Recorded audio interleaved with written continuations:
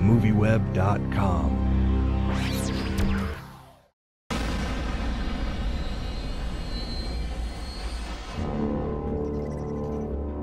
So I want to begin by asking, actually asking you, Michael.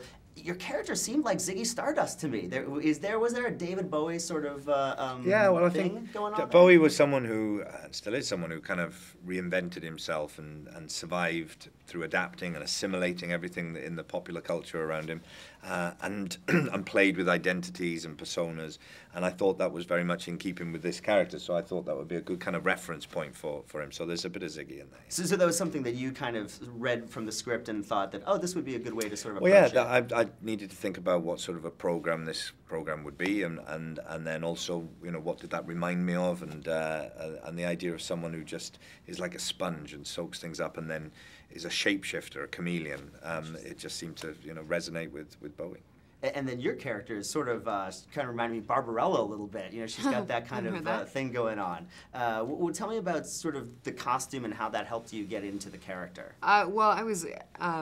It was such a process to put that costume on, and I think that once it was the final zip happened after 6 hours, I was completely immersed in Gem and how she'd move and function within the city, and I don't think up until that point I knew, and it was so helpful to have this suit be as it was. Did you say 6 hours? Yes. To get into the costume? Sometimes we get it down to like 5. It depended on how good, how sharp we were feeling that day, and how much I really wanted to get in it.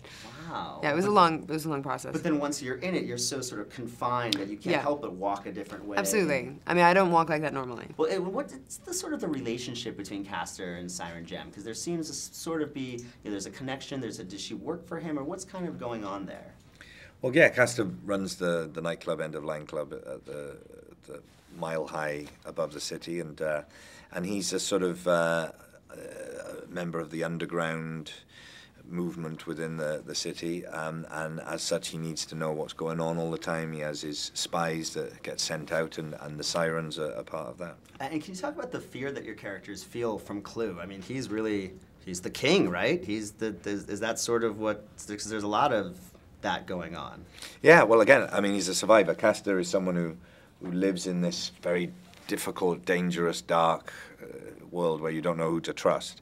And Clue is the emperor of that world. He's the ruler of it, and he you know, Castor has had to negotiate with this powerful figure for a long time, and it's a very difficult area to be able to deal with, you know, because you don't know whether Castor is working on the side of good or bad, or if he's totally self-interested, or if he's there to help other people.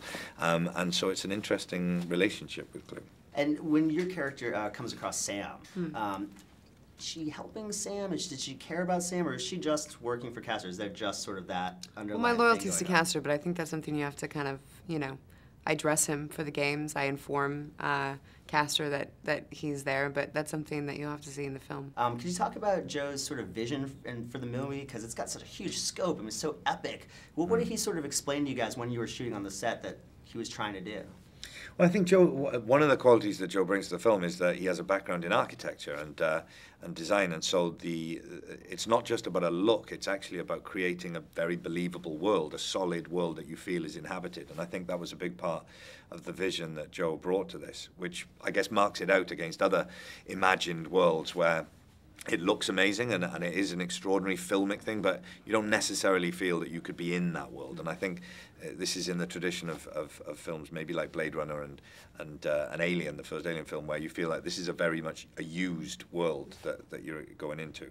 And you know, for someone who it's his first feature film, it's an extraordinarily sort of assured hand that he brings to the film, I think. Yeah, he really does. He was wonderful to work with because he's such a quiet, strong presence about him. There's no raising of voices. There's no, you know, and he has such a specific vision, and you do just fully trust him, and he gives you a lot of, you know, creative freedom. So you just kind of play, and it's a really collaborative process.